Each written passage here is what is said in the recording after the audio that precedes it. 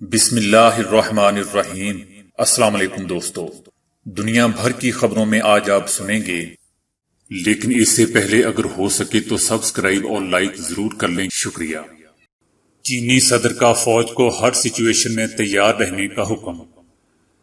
حج و عمرہ کے حوالے سے ابھی کوئی فیصلہ نہیں ہوا، سعودی حکومت۔ مقبوضہ وادی میں 4G انٹرنیٹ میں توسیع۔ ہانگ کانگ خود مختار نہیں رہا، امریکہ کی اربوں ڈالرز کی تجارت خطرے میں۔ سعودی ولی عہد اور روسی صدر کے درمیان عالمی توانائی پر بات چیت۔ ٹرمپ کی چین اور بھارت کے مابین ثالثی کی پیشکش۔ بھارت کے ساتھ صورتحال اب کنٹرول میں ہے، چائنا۔ چین اور بھارت کے درمیان جھگڑا کہاں سے شروع ہوا؟ سوشل میڈیا پر سخت تنقید اور سبکی کے بعد بھارتی پولیس نے پاکستانی معصوم کبوتر آزاد کر دیا۔ یوم تکبیر پر پاک فوج کا سائنسدانوں اور انجینئرز کو خراج تحسین۔ لوکی کے استعمال کے حیرت انگیز فوائد جو میں نے پہلے کبھی نہیں سنے۔ تو آئیے چلتے ہیں اب خبروں کی ڈیٹیل کی طرف۔ بھارت کے ساتھ سرحدی کشیدگی کے بعد چینی صدر نے فوج کو تیار رہنے کا حکم دیتے ہوئے کہا ہے کہ ملکی سالمیت پر کوئی سمجھوتا نہیں کیا جائے گا۔ انہوں نے یہ حکم پارلیمنٹ اجلاس کے دوران میٹنگ میں دیا۔ چینی صدر نے کہا کہ سرحد پر کشیدگی بڑھ رہی ہے اور کئی ممالک مل کر چین کو نشانہ بنانے کی تیاری میں ہیں۔ ایسے میں فوج کو تیار رہنا چاہیے، اپنی ٹریننگ کو بڑھائے، تمام حالات سے فوری اور مؤثر طریقے سے نپٹے اور پوری طاقت کے ساتھ قومی خود مختاری، سیکیورٹی اور ترقی سے منسلک مفادات کی حفاظت کرے۔ انہوں نے مزید کہا کہ کورونا نے عالمی منظرنامے پر چین کی سلامتی اور ترقی پر گہرے اثرات مرتب کیے ہیں۔ سعودی وزارت مذہبی امور کا کہنا ہے کہ کورونا کے بعد موجودہ حالات کے پیش نظر عمرہ اور زیارت ابھی معطل رہیں گے، تاہم اس پر نظر ثانی ہوتی رہے گی۔ عالمی وبا کی صورتحال کا جائزہ لینے کے لیے ماہرین غور کر رہے ہیں اور صورتحال جیسے ہی بہتر ہوگی تو اسی حوالے سے کوئی بہتر فیصلہ کیا جا سکے گا، جبکہ ملک میں معطل ہونے والی معمولات زندگی اب آہستہ آہستہ بحال ہو رہی ہیں۔ تاہم حج و عمرہ کی بحالی کے حوالے سے ابھی کوئی فیصلہ نہیں ہوا ہے۔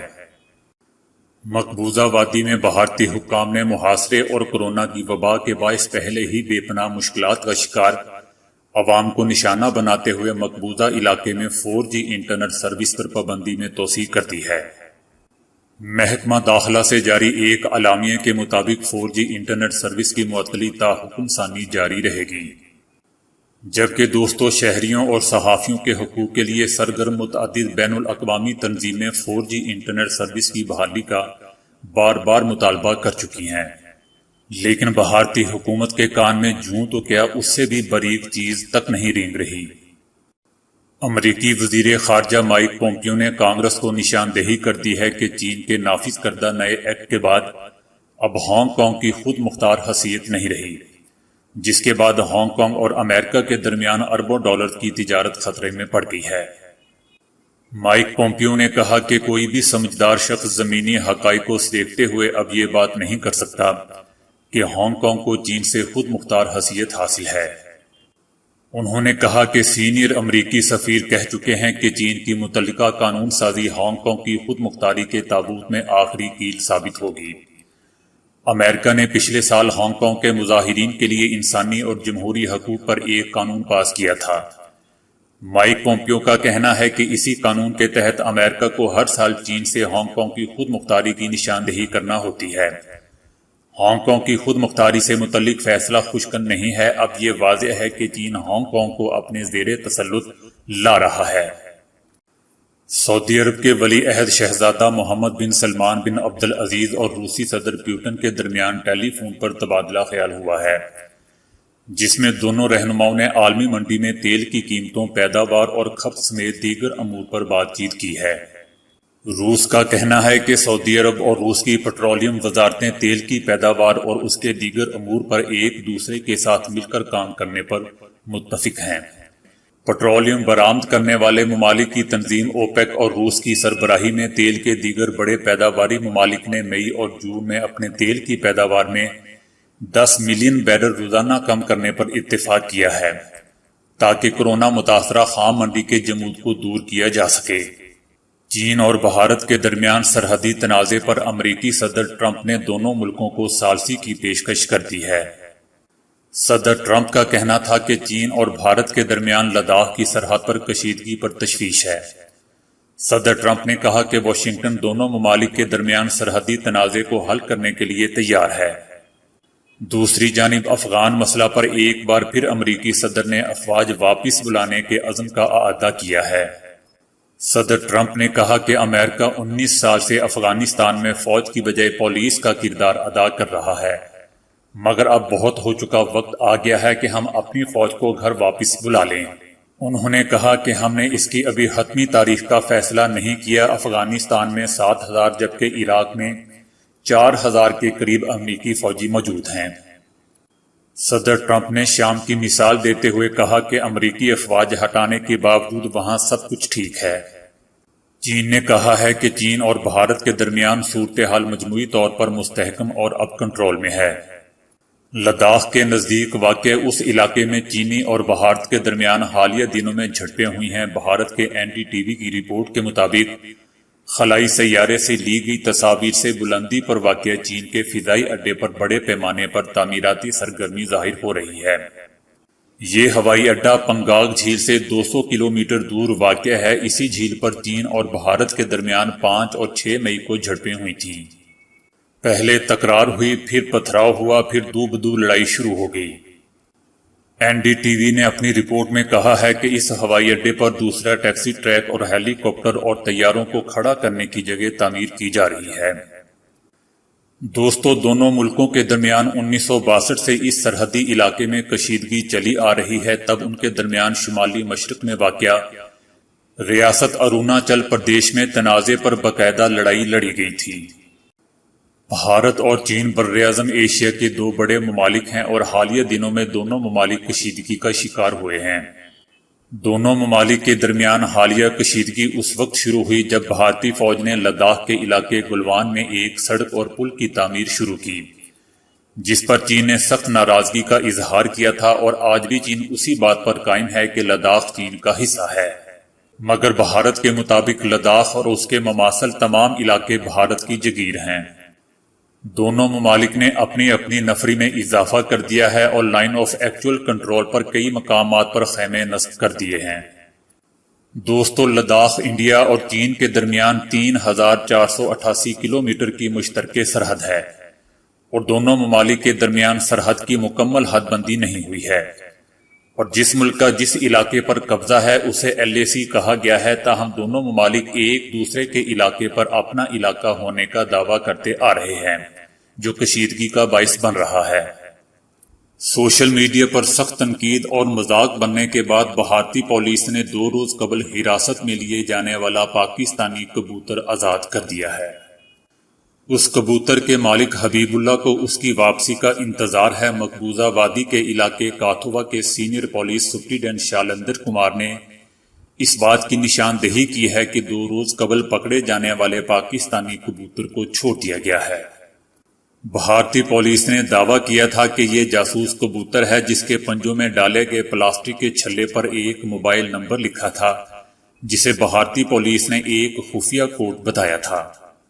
اس واقعے کے بعد پاکستان کے سرحدی علاقہ شکرگڑھ کے گاؤں بگا کے رہائشی حبیب اللہ کا بیان سامنے آیا تھا۔ اس نے کہا تھا کہ بھارت میں پکڑا جانے والا کبوتر اس کی ملکیت ہے۔ اس نے عید کے روز کبوتر کو اڑایا تھا۔ حبیب اللہ نے یہ بھی کہا تھا کہ پلاسٹک کے چھلے پر اس کا موبائل نمبر لکھا ہوا تھا۔ یہ بیان سامنے آنے کے بعد سوشل میڈیا پر بھارتی پولیس اور میڈیا پر خوب تنقید شروع ہوئی۔ اس شرمندگی سے بچنے کے لیے بھارتی پولیس نے کبوتر کو آزاد کر دیا۔ حبیب اللہ نے بتایا کہ اسے خوشی ہے کہ اس کے کبوتر کو آزاد کر دیا گیا ہے، لیکن اگر اسے فضا میں چھوڑنے کی بجائے اسے واپس کر دیا جاتا تو زیادہ اچھا ہوتا۔ اس نے کہا کہ اب اس کی آنکھیں اپنے کبوتر کی واپسی کی منتظر ہیں۔ اس نے یہ کبوتر مقابلے کے لیے تیار کیا تھا۔ اگر کبوتر واپس آ گیا تو اسے مقابلے میں اڑاؤں گا۔ ترجمان پاک فوج نے کہا ہے کہ ملک کو ایٹمی طاقت بنانے میں ابتدائی منصوبہ بندی سے تکمیل تک شامل تمام افراد کو ہم سلام پیش کرتے ہیں۔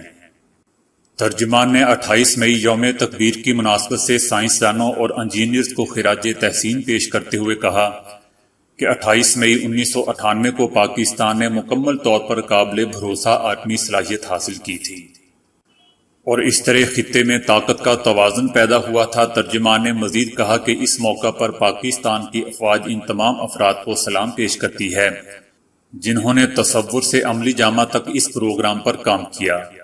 ان میں سائنسدان اور انجینئرز شامل ہیں جن کی بدولت یہ کامیابی ممکن ہوئی، جبکہ دوسری طرف مریم نواز نے کہا ہے کہ کوئی مشکل اور کوئی قربانی نہ کبھی پہلے میرے ابو جی کی خدمت کی راہ میں رکاوٹ بنی اور نہ انشاءاللہ آئندہ بنے گی۔ مریم نواز نے کہا کہ یوم تکبیر ہر سال میرے ابو جی کی اپنی مٹی سے وفا کی داستان سناتا رہے گا۔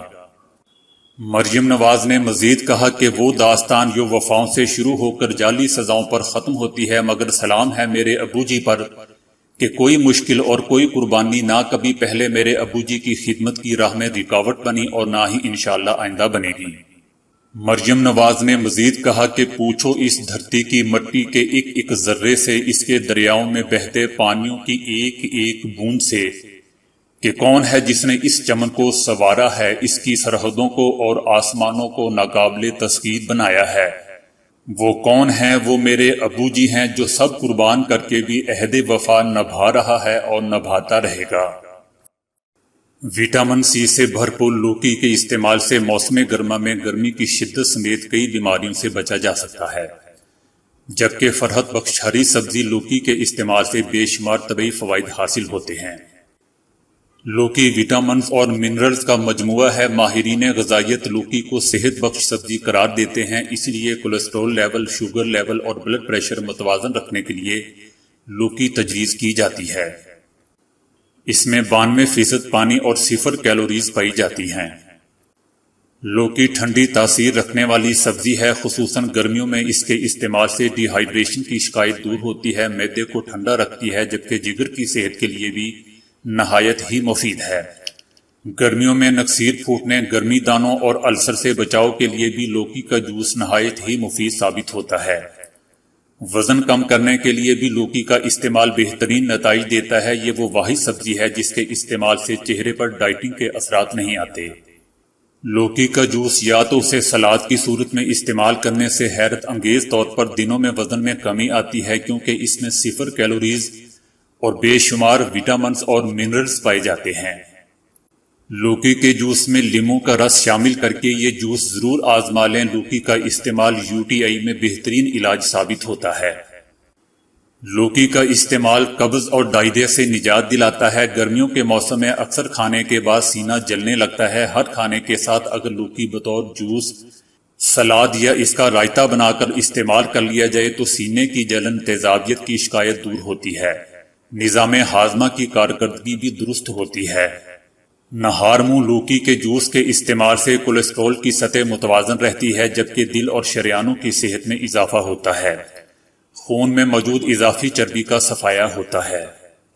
ذہنی دباؤ کے خاتمے کے لیے لوکی کی کھیر یا رائتہ بنا کر استعمال کیا جا سکتا ہے۔ لوکی میں پروٹین کی بھرپور مقدار پائے جانے کے سبب ورزش کے بعد اس کے استعمال سے پٹھوں کو سکون ملتا ہے۔ متاثرہ پٹھوں کو نئے سرے سے بننے میں مدد ملتی ہے۔ ورزش کے دوران جسم میں گلوکوز اور کاربوہائیڈریٹس کی سطح کم ہو جاتی ہے، جسے اس کے استعمال سے متوازن کیا جا سکتا ہے۔